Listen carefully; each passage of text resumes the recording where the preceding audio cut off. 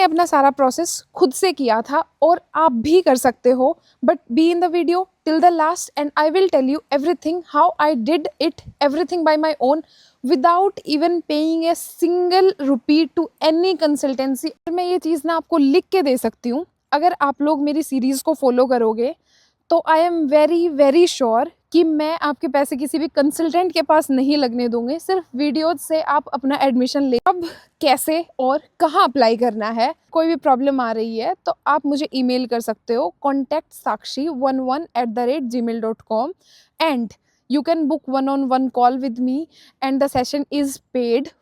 Hi everyone, welcome back to my YouTube channel. My name is Sakshi Badeshra और आप सभी का स्वागत है एक बार फिर से मेरे YouTube चैनल पे। और आज की वीडियो होने वाली है बहुत ही ज़्यादा इंटरेस्टिंग प्लस इन्फॉर्मेटिव, स्पेशली उन सभी स्टूडेंट्स के लिए जो कि जर्मनी आना चाहते हैं और ऑन द वे है, प्रोसेस पे हैं और अपने एप्लीकेशन स्टार्ट कर रहे हैं। मतलब आप मान लो कि आपने बस सोच भी लिया है ना, तो भी आज की वीडियो आपके लिए इन्फॉर्मेटिव होने वाली है। बिकॉज मैं आज की वीडियो में आप लोगों के साथ शेयर करूँगी how I did all the process, कि कैसे कैसे कौन कौन से स्टेप्स करने होते हैं और किस तरीके से मैंने अपनी एप्लीकेशंस खुद से करी थी। और मैं बता दूं कि मैंने किसी भी कंसल्टेंसी का हेल्प नहीं लिया था। I did everything by my own. Application करने से लेके वीज़ा एप्लीकेशन, घर ढूंढना, यूनिवर्सिटी में application, admission, everything, flight, coming here और यहाँ पे अकोमोडेशन सर्च करना, I did everything by my own. तो आज की वीडियो में मैं आप लोगों को बताऊंगी कि आप लोग कैसे सारी चीज़ें खुद से कर सकते हो। प्लस आज की वीडियो में सबसे ज़्यादा एक ये चीज़ मैं आप लोगों को बता देना चाहती हूँ, आई एम स्टार्टिंग ए सीरीज़ कि जहाँ पे मैं हर एक चीज़ को एक्सप्लेन कर पाऊँ, हर एक डॉक्यूमेंट को, कि कौन कौन से डॉक्यूमेंट चाहिए होते हैं, कौन सा डॉक्यूमेंट किस टाइम पे चाहिए होता है, एवरीथिंग, ठीक है, timeline, cost and everything. So I am starting a series. सो आज की वीडियो में स्पेशली मैं बात करने वाली हूँ कि आप लोगों को कौन कौन से डॉक्यूमेंट चाहिए होते हैं, आप लोगों को अप्लाई कैसे करना है और यूजुअली कितना टाइम लग जाता है और उसके बाद में कितना एक्सपेंस लग जाता है।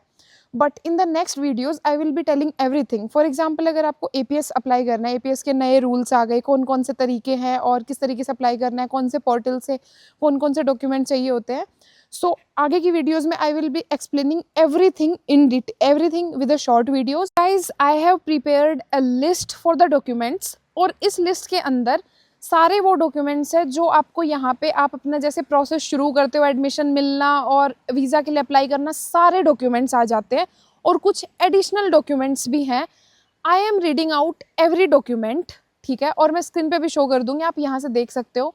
बट आप इस चीज़ में एक चीज़ का ध्यान रखना कि यहाँ पे सारे के सारे डॉक्यूमेंट हर एक स्टूडेंट को नहीं चाहिए, क्योंकि मैं जो वीडियो बना रही हूँ वो मैं हर एक के पर्सपेक्टिव से बना रही हूँ। क्योंकि अगर आपकी फॉर एग्जांपल आपको मास्टर्स के लिए आना है, यहाँ पे आपकी यूनिवर्सिटी में ज़रूरत नहीं है कि आप अपनी जर्मन लैंग्वेज सर्टिफिकेट दो, बट वहीं पे अगर कोई बैचलर्स के लिए आ रहा है या फिर कोई अलग मास्टर्स में आ रहा है, अलग कोर्स में जहाँ पे जर्मन लैंग्वेज की रिक्वायरमेंट है, तो मैं उस लिस्ट में जर्मन लैंग्वेज भी बोलूँगी। बट आपको ऐसे कंफ्यूज नहीं होना है कि यार शी सेड कि यार जर्मन लैंग्वेज की सर्टिफिकेट चाहिए और मेरे पास नहीं है, मैं नहीं आ सकता।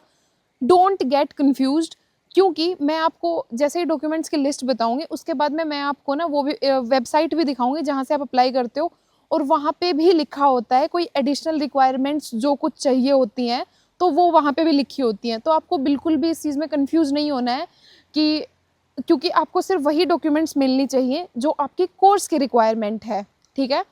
So now I am reading out the list और मैं स्क्रीन पे भी शो कर दूंगी, अदरवाइज मैं कमेंट में सारे के सारे डॉक्यूमेंट्स डाल दूंगी, आप वहाँ से कॉपी पेस्ट कर सकते हो, आप अपनी खुद की लिस्ट बना सकते हो और आप वहाँ पे टिक लगा सकते हो जैसे जैसे आपके डॉक्यूमेंट्स होते जाएंगे। क्योंकि this is how I use to do it, कि जैसे जैसे मेरे डॉक्यूमेंट्स होते जाते थे मैं उन पर टिक लगाती थी, तो मुझे होता था ये मेरा डॉक्यूमेंट हो गया है। Now we start it. सबसे पहले तो आप अपना थोड़ा सा दिमाग बना लेना कि भाई मैंने बाहर जाना है तो बाहर जाना है। उसके बाद में आप अपना अप्लाई करना सबसे पहला document which is your passport. तो पासपोर्ट आई होप सभी के पास होगा, but still I am considering as a first document. Second document is your APS certificate, जो कि जर्मनी के लिए बहुत बहुत ही ज़्यादा इंपॉर्टेंट है। Third document is your IELTS certificate, ठीक है, IELTS चाहिए ही चाहिए आपको, ठीक है। IELTS का कोई भी बैकअप नहीं है, क्योंकि आपको एडमिशन मिल सकता है मीडियम ऑफ इंस्ट्रक्शन सर्टिफिकेट पे, पर आपको वीज़ा के लिए IELTS चाहिए ही चाहिए। Third document is your bachelors और मास्टर्स ट्रांसक्रिप्ट्स, ठीक है, I hope you all know what are transcript, जहाँ पे क्रेडिट्स लिखे होते हैं। Fourth document is your university degree और प्रोविजनल सर्टिफिकेट। तो इन केस अगर आपकी यूनिवर्सिटी की अभी तक सिर्फ प्रोविजनल डिग्री आई है, ओरिजिनल नहीं आई है, तो या फिर ओरिजिनल आ गई तो ओरिजिनल या फिर प्रोविजनल, ठीक है। Fifth document is your SOP और LOM, ठीक है।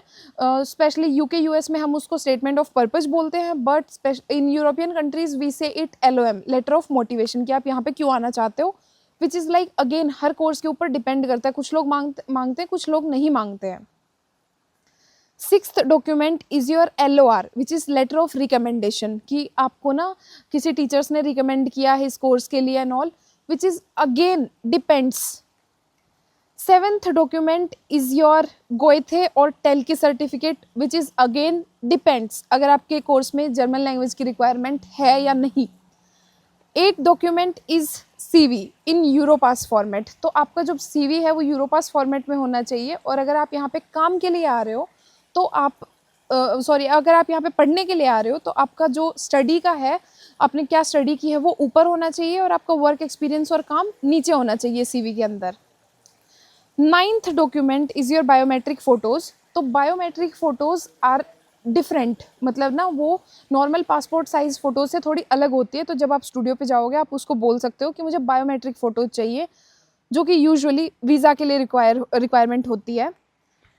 Tenth document is your admission letter, कि जैसे ही आपको अपना एडमिशन लेटर मिल जाता है उसके बाद में 11th document is your block account, which is like 11,208 euros, जो कि आपको चाहिए ही चाहिए होते हैं।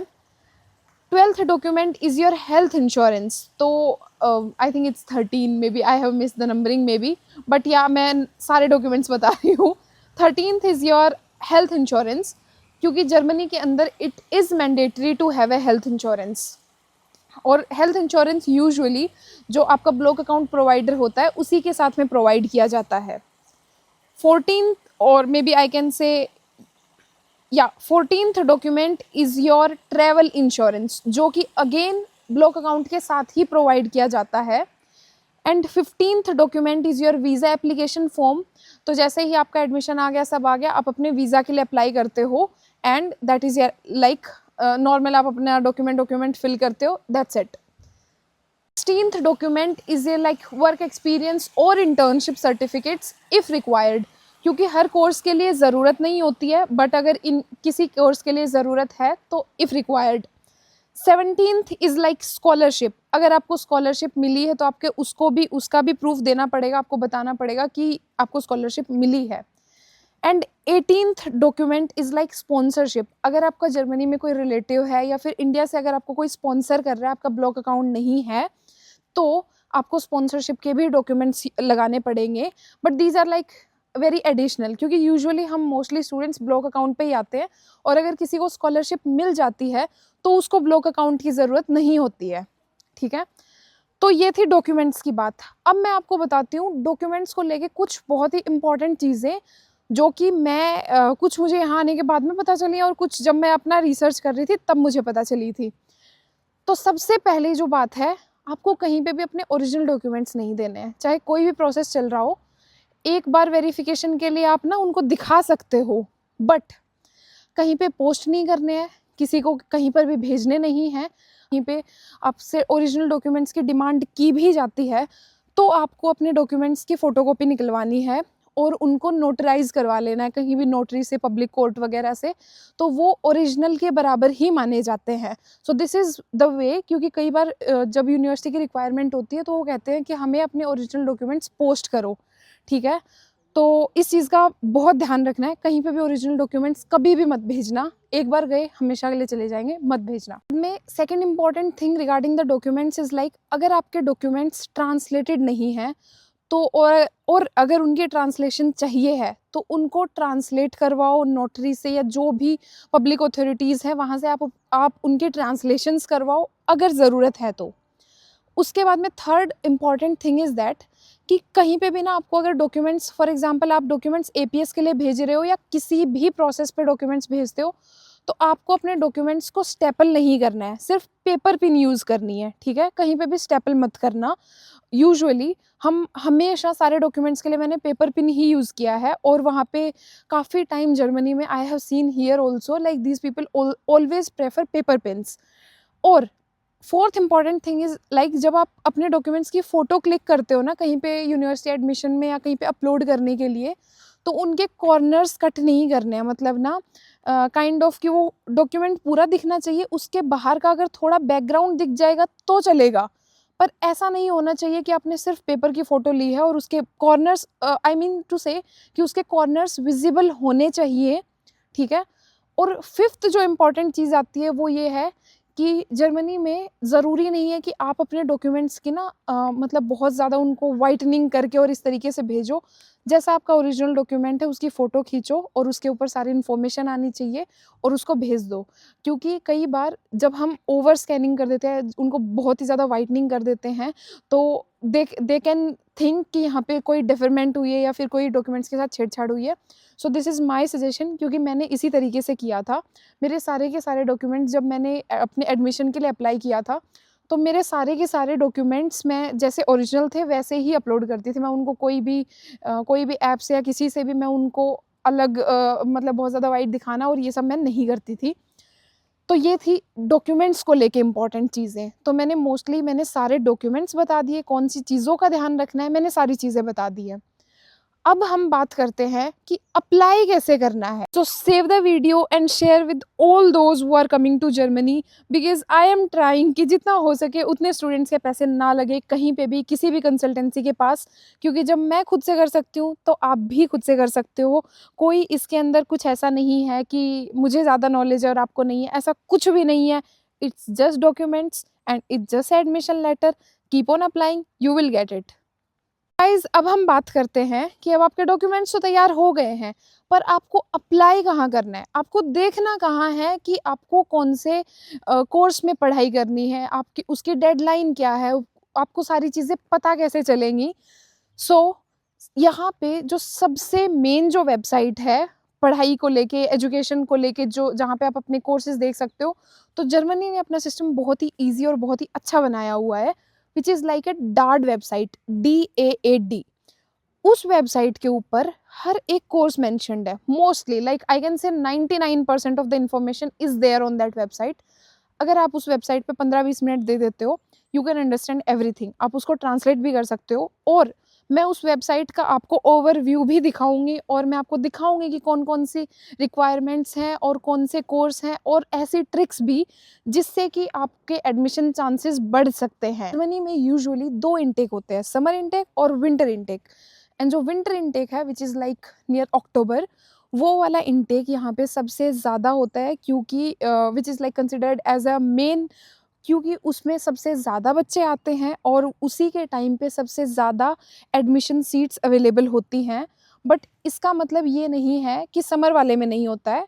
हाँ, समर में भी होता है, बट एडमिशन सीट्स कम होती हैं, कोर्सेज़ कम ओपन होते हैं, तो जो एडमिशन के चांसेस हैं वो मैं कहूँगी कि समर में थोड़े कम होते हैं और विंटर में बहुत ज़्यादा होते हैं।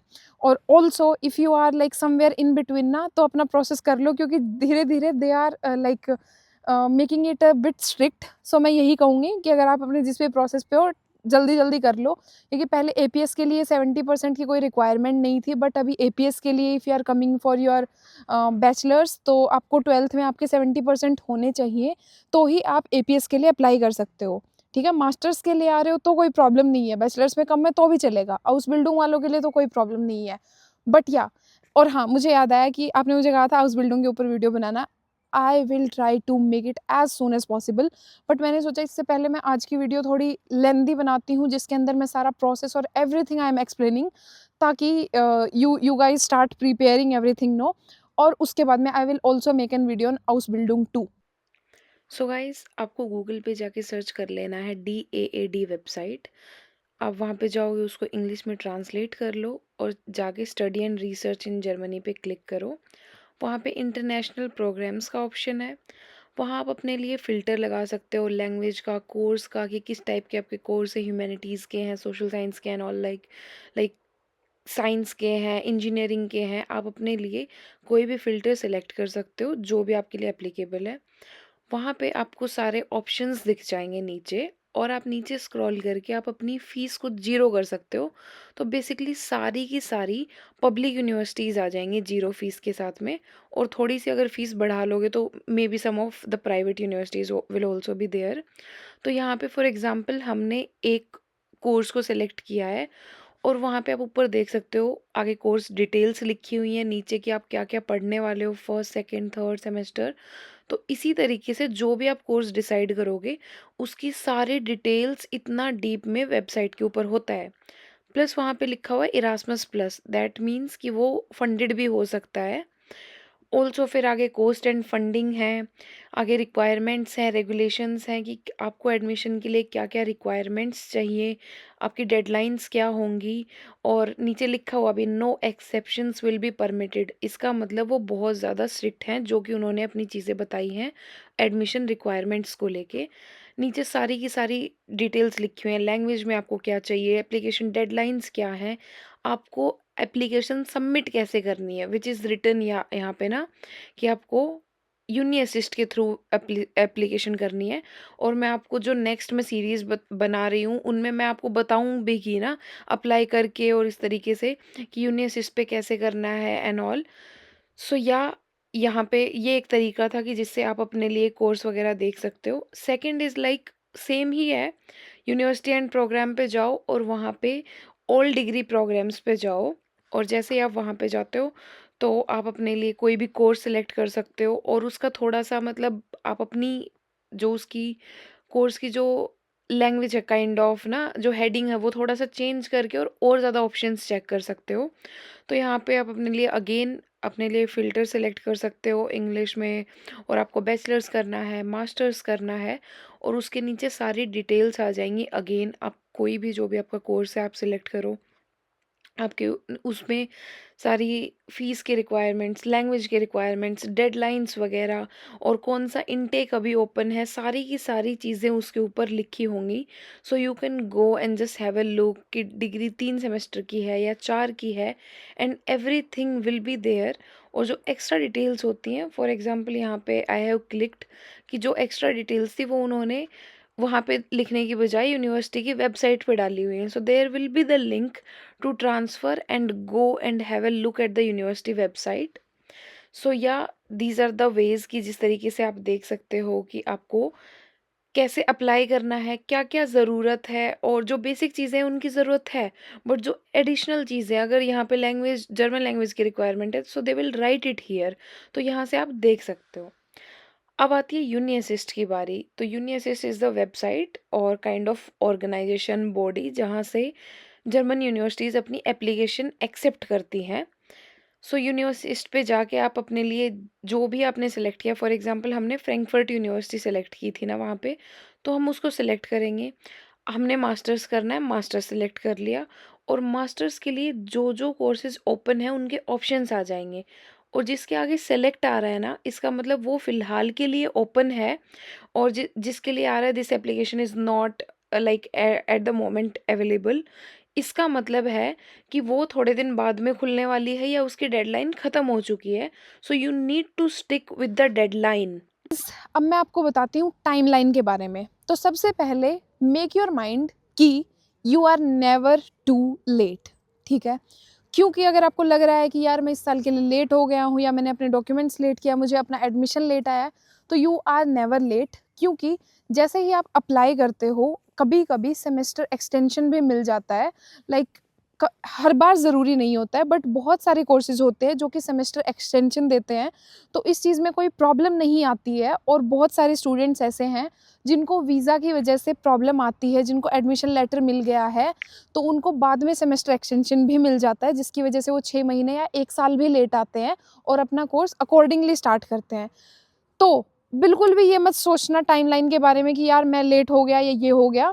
यूजुअली मैं कहूँगी कि अराउंड 10 मंथ्स कंसिडर करके चलो, जो कि आपको लग ही लग जाते हैं आपको अपने सारे डॉक्यूमेंट्स वगैरह तैयार करवाने में। क्योंकि आप एपीएस के लिए अप्लाई करते हो, एपीएस आता है आपका यूजुअली आई कैन से 1 से 3 महीने में। मेरा एपीएस 1 महीने में आ गया था, बट काफ़ी लोगों का मैंने सुना है 3 महीने में आ रहा है, काफ़ी लोगों का मैंने सुना है 4 में आ रहा है, किसी को 1 हफ्ते में भी रिसीव हुआ है। बट ये जो टाइमलाइन है दिस इज़ एन लाइक एक एवरेज कि एवरेज लोगों को इतना वक़्त लग जाता है। सबसे पहले एपीएस, उसके बाद में सेकंड जो मेन डॉक्यूमेंट है व्हिच इज़ लाइक आइल्स। तो आइल्स के लिए ना ज़रूरी नहीं है कि आप एपीएस अप्लाई करते वक़्त ना अपना आइल्स दो, ज़रूरी नहीं है, आप आइल्स बाद में भी कर सकते हो। तो गाइज़ आइल्स के लिए मैंने कहीं से भी तैयारी नहीं की थी। I used to live at my home और मैं घर पे ही जैसे ऑनलाइन जो भी रिसोर्सेज़ अवेलेबल हैं वहाँ से मैंने कोई कोर्स नहीं लिया था, क्योंकि मुझे लगता है IELTS is not that difficult, it's very easy कि ना नॉर्मल जो आप इंग्लिश में पढ़ते आ रहे हो सिर्फ वही होता है, सिर्फ प्रोनाउंसिएशन थोड़ा अलग होता है, which is like after coming here to be honest you don't need English after coming here, to be honest, क्योंकि most of the time people are speaking in German और अगर आप किसी देसी के पास काम कर रहे हो तो you will be speaking in Hindi most probably. But या इंग्लिश की इतनी ज़्यादा रिक्वायरमेंट मैंने नहीं देखी है कि यहाँ पे आके ना कि ऐसा लगे कि यार इंग्लिश की तो बहुत ज़्यादा रिक्वायरमेंट है जितना इंडिया में आइल्स पे जोर दिया जाता है, वो बात नहीं है। आइल्स का मान लो आपको लगेगा ऑलमोस्ट 1 महीना मान के चल लो, ठीक है, और ये 1 महीना इट डिपेंड्स कि आप अपने ना एपीएस के साथ-साथ भी एडजस्ट कर सकते हो, क्योंकि आइल्स की तो कोई ज़रूरत नहीं है ना कि आप पहले दो बाद में दो, वो तो आपको वीज़ा के लिए चाहिए होता है, ठीक है? तो उसके बाद में आता है admission letter. Admission letter I can say कि apply to like at least 10 to 15 universities और वहाँ पे आई एम श्योर कि जैसे ही आपको जो भी एडमिशन लेटर आता है तो अराउंड 2 टू 3 मंथ्स आपको कहीं न कहीं से ज़रूर कुछ चीज़ें सुनने को मिलेंगी कि मतलब आपका एप्लीकेशन एक्सेप्टेंस, रिजेक्शन जो भी होगा, आई थिंक 2 से 3 महीने में आराम से आपको कहीं न कहीं से जवाब मिल जाएगा एंड आई होप आपका एक्सेप्टेंस ही आए कहीं न कहीं से तो एटलीस्ट। एंड उसके बाद में the next thing is that visa. Visa के लिए आई कैन से 1 से लेके 3 महीने। अब मेरा वीज़ा भी अराउंड आई थिंक 40 डेज़ में आया था, कितने में आया था I I don't remember exactly now because it's been a long time. So but हाँ, कि ना वीज़ा के लिए भी अराउंड आप 1 से लेके 3 महीने का टाइमलाइन आप लेके चलो दिमाग में और उसके बाद में आता है जस्ट आपका फ्लाइट। जैसे ही आपका एडमिशन लेटर आ जाता है, आप अपने लिए घर भी देखना शुरू कर दो, क्योंकि जर्मनी में टू बी ऑनेस्ट घर मिलना बहुत मुश्किल हो रहा है कि ना, क्योंकि बहुत सारे इंटरनेशनल स्टूडेंट्स आ चुके हैं और यहाँ के जो रूल्स हैं उसके according like 11 metre square is entitled for a single person. तो 11 मीटर स्क्वायर होगा तो ही किसी बंदे का रजिस्ट्रेशन होगा और रजिस्ट्रेशन इज़ मस्ट हियर, ठीक है। तो इस वजह से मैं ये कहूँगी जैसे ही एडमिशन लेटर आता है अपना घर ढूंढना शुरू कर दो इंडिया से ही। उसके बाद में नेक्स्ट चीज़ जो आती है वो है कि आप अपनी फ़्लाइट बुक करो और आप अपने अकॉर्डिंगली जो भी आपकी सूटेबल डेट्स हैं और आप जर्मनी आ जाओ। This is I can say कि अराउंड मतलब 8 से 10 महीने की एक टाइमलाइन लेके चलो कि जिसमें आपके सारे डॉक्यूमेंट्स होंगे, आपको एडमिशन लेटर आएगा और आपका एपीएस वगैरह, आइल्स वगैरह सारे डॉक्यूमेंट्स प्रिपेयर होंगे। इनके बीच में जो आपको शॉपिंग करनी है, जो चीज़ें लेनी है, अपनी पर्सनल चीज़ें, वो सब आपके ऊपर है, ठीक है? तो वो साथ-साथ आप करते रहो। अब हो गई हैं सारी चीज़ें, तो आपके अपने documents, application and everything is on the way, सब चल रहा है, सब हो रहा है। अब आती है सबसे important cheese which is expenses. तो अब आ गई है पैसे की बात और पैसा ये वो पैसा है जो अभी खर्च होगा, कमाओगे आप बाद में। तो फिर इसीलिए एक्सपेंसेस की अब हम बात करते हैं। तो ओवरऑल एक मैं आइडिया दे दूँ तो आप लेके चलो आपके डॉक्यूमेंट्स से और यहाँ एडमिशन एवरीथिंग यहाँ पर आने के लिए अराउंड 15,000 से 17,000 यूरोज़। और मैं यूरोज़ में इसलिए बता रही हूँ ताकि जो लोग जो दूसरी कंट्रीज़ से देख रहे हैं ताकि उनके लिए भी हेल्पफुल हो सके। But in INR I can say 15 to 17 lakhs INR, ठीक है? तो अब हम स्टार्ट करते हैं सबसे और ये भी बता दूँ सबसे बड़ी चीज़ मैं भूल गई यार, सबसे बड़ा एक्सपेंस ये है, ये खर्चा तब है अराउंड 15 टू 17 लैक्स, हाँ, जब अगर आपका एडमिशन पब्लिक यूनिवर्सिटी में होता है तो। क्योंकि पब्लिक यूनिवर्सिटी में like for 6 months 300 to 500 euros is your semester contribution. यार इतनी ठंड हो रही है कि मतलब I am not able to speak properly, you can see, and it's raining, it's like it started raining, हाँ। एंड अगर आपका एडमिशन प्राइवेट यूनिवर्सिटी में हुआ है तो the fees can vary from like 5 से 15,000 euros per year. It depends on the course, it depends on the university, but मैं बात कर रही हूँ पब्लिक यूनिवर्सिटी में, क्योंकि मेरा एम ये है कि जो भी स्टूडेंट्स आते हैं वो पब्लिक यूनिवर्सिटीज़ के लिए आए, जिनकी फ़ीस कम से कम लगे और फ्री में पढ़ाई करें, ना कि प्राइवेट में। I never want students to go to private universities, क्योंकि जर्मनी में public universities are very like very popular, और पढ़ाई के और हर सेंस में public universities are very world class universities I can say. But हाँ, अगर नहीं मिलता पब्लिक में तो प्राइवेट इज़ द ऑप्शन ना लास्ट में, but try for the public universities. ठीक है, तो अब हम स्टार्ट करते हैं expense according to the public universities. तो APS which is like 180 to 200 euros, 18,000 INR। उसके बाद में IELTS, IELTS is like I think around 180 to 200 euros, again 18,000 INR में। नेक्स्ट जो आपका एक्सपेंस है विच इज़ लाइक आपकी एप्लीकेशंस। तो आपकी जो पहली एप्लीकेशंस होती है यूनी असिस्ट के through, which is for 75 euros, और उसके बाद में जितनी भी एडिशनल जो होती हैं वो सारी 30 यूरोज होती हैं। और मोस्टली अगर यूनिवर्सिटी के पोर्टल पे होता है तो इट्स लाइक अराउंड 30 यूरोज। काफ़ी यूनिवर्सिटीज़ आपकी एप्लीकेशन विदाउट एनी फीस भी एक्सेप्ट करती हैं, but it depends on the university. But हाँ, यूनी असिस्ट के थ्रू जो भी एप्लीकेशंस होती हैं वो सारी की सारी आपको मोस्टली पेड ही होती हैं। 75 is the first for first university, and like 30 euros पर यूनिवर्सिटी ईच देन। तो इट डिपेंड्स, लाइक मुझे लगता है कि अराउंड 300 यूरोज़ के अराउंड आप अपनी एप्लीकेशन फ़ीस कंसिडर कर सकते हो। And I just paid 75 euros, क्योंकि मुझे जो मेरा पहला जो मैंने अप्लाई किया था उसी से मुझे एक्सेप्टेंस आ गई थी। उसके अलावा मैंने 8 या 9 कोर्सेज़ में और अप्लाई किया था, जिसमें से मुझे ओवरऑल मेरे पास 7 to 8 एक्सेप्टेंस लेटर्स थे। बट बाकी जो कोर्सेज़ थे उनकी जो फ़ीस थी वो यूनिवर्सिटी फ़ीस कुछ भी नहीं थी। सो इस वजह से मुझे सिर्फ 75 यूरोज़ पे करने पड़े थे अपनी पहली एप्लीकेशन के लिए, और मैं आज उसी यूनिवर्सिटी में पढ़ रही हूँ जिसके लिए मैंने अपनी फ़ीस पे की थी। And soon I will make a video on my university too. And I am so surprised कि मेरा कोर्स कंप्लीट होने वाला है। मैंने आज तक यूनिवर्सिटी के ऊपर वीडियो नहीं बनाई है, और I am just left with few months, फिर मेरी डिग्री कंप्लीट हो जाएगी। मैंने सारा टाइम टू टाइम कंप्लीट कर लिया। I am left with nothing basically, just the thesis and nothing else. So yeah, back to our topic, expenses की बात करते हैं। पैसे की बात है, दिमाग नहीं घूमना चाहिए। उसके बाद में डॉक्यूमेंट्स और ट्रांसलेशन को आप मान लो अराउंड 50 यूरोज़, क्योंकि अगर आपके डॉक्यूमेंट्स दूसरे लैंग्वेज में हैं, हिंदी में हैं, तो आपको उनको इंग्लिश में या जर्मन में अगर ट्रांसलेट करवाने की ज़रूरत है तो उसके लिए भी यू नीड टू पे। उसके बाद में आता है visa. Visa is 75 euros for students. So it's like we can say around 8,000 INR और 7,500, लाइक इट डिपेंड्स ना, हमारा थोड़ा थोड़ा बहुत अप डाउन रहेगा करेंसी चेंज के साथ ना, थोड़ा बहुत चेंज होता है। बट या, it's 75 euros. Next expense is your flight. Flight usually depend करता है 400 से 700 यूरोज़ के बीच में।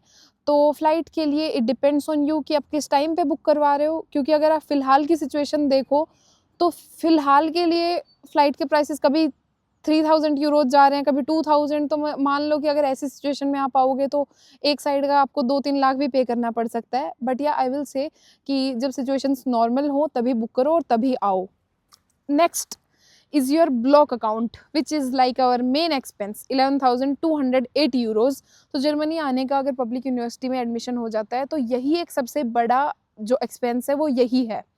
और मैं उन लोगों के लिए ये बात भी बताना चाहती हूँ, अगर आप आ रहे हो, आप ये मत सोचना कि इतना पैसा लग रहा है कहाँ से होगा, हो जाएगा। मतलब अगर आप मेहनत करते हो ना, इन देशों में अगर आप मेहनत करते हो तो आपने जो पैसा लगाया है उसका डबल आपको रिटर्न मिलेगा।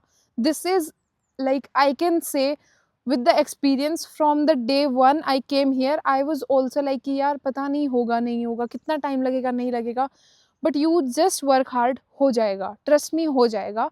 इतना हार्ड नहीं है अगर आप मेहनत करते हो तो। मतलब मैंने यहाँ पे देखा है काफ़ी स्टूडेंट्स हैं जिनकी एजुकेशन लेवल इतना ज़्यादा नहीं है, जो आ गए हैं यहाँ पे ना, but they are also earning very good because they are very hard working. और यहाँ पे ना हमेशा हार्ड वर्क के लिए बहुत ज़्यादा प्रेज़ किया जाता है कि जो बंदे हार्ड वर्किंग है। And I I have scene कि हम जो एशियन लोग हैं, हम बहुत हार्ड वर्किंग हैं, नॉट एवरीवन बट हाँ, हम बहुत हार्ड वर्किंग हैं। सो काफ़ी काफ़ी स्टूडेंट्स हैं जो बहुत हार्ड वर्किंग है। सो या, जो कि आपका मेन एक्सपेंस है, you can cover it and you can return it back. I am saying with experience because क्योंकि एक्सपीरियंस के साथ वही इंसान बोलता है जो कर सकता है या जिसने किया है. So yeah, I have earned and I have made it possible that I can send it back to my family.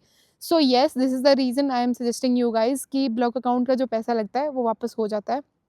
मतलब आप कमाते हो, आप अपने एक्सपेंसेस और सारी चीज़ें सेविंग से आप अपने पैसे वापस कर सकते हो with in 1 to 2 years I can से. और उसके बाद में नेक्स्ट जो एक्सपेंस है which is like not an expense, which is like cash, जो आप यहाँ पे आते हो तो आप अपने लिए लेके आते हो. सो आई कैन से 500 से लेके 900 यूरोज और मे बी 1000, चाहे आप उसको फॉरेक्स कार्ड में लेके आओ. या you can come. This is like overall मैं कह सकती हूँ कि अराउंड 15 to 17,000 यूरोज और 15 to 17 lakhs INR, इतने पैसे लग जाते हैं जर्मनी आने के लिए अगर आप आ रहे हो as a student for public university. For private it can differ. And yes, आज की वीडियो के लिए इतना ही. And I think I have already stressed it a lot. तो ऑलरेडी मतलब आई हैव ट्राइड कि मैं सारी चीज़ें एक्सप्लेन कर पाई हूँ, बट स्टिल अगर आप लोगों के डाउट है आप लोग मुझसे कॉन्टैक्ट कर सकते हो. एंड उसके बाद में आई am starting the series, so please share with all those people जो कि जर्मनी आ रहे हैं, आने वाले हैं, रास्ते में हैं, प्रोसेस में हैं और प्रॉब्लम्स आ रही हैं. डजंट मैटर कि वो किस स्टेज पे हैं और उनका कितना प्रोसेस हुआ है कितना नहीं हुआ है, but if they need help they can reach me out. And always you can just comment down. And guys yeah just please comment down because I am trying to really be motivated, ताकि मैं कोशिश करूँ कि मैं हर एक process के ऊपर, हर एक डॉक्यूमेंट के ऊपर वीडियो बना सकूँ, एक्सप्लेन कर पाऊँ आप लोगों के लिए ना. So yeah guys, this is all for this video and thank you so much for watching and thank you so much for supporting. Till the time, bye bye and take care. And yes, one more thing, जो भी लोग Germany आ रहे हैं या already इधर आने ही वाले हैं ना, ध्यान रखना कि जैसे परसों इतनी ज़्यादा धूप निकली हुई थी and now you can see my hands are red, क्योंकि सुबह सुबह इतनी ज़्यादा धूप थी और दोपहर में it was snowfall in the March. Like it's literally it's the end of the March. 3-4 दिन बचते हैं मार्च ख़त्म होने में और स्नोफॉल हो रही है और now it's raining, you can सी. ठीक है, अभी मतलब थोड़ी थोड़ी है बट सुबह से इट वाज रेनिंग. तो जो भी लोग आ रहे हैं अपना हेल्थ का ध्यान रखें क्योंकि यहाँ पे मौसम बहुत जल्दी चेंज हो. So guys, thank you so much for watching and thank you so much for supporting and till the time, bye bye.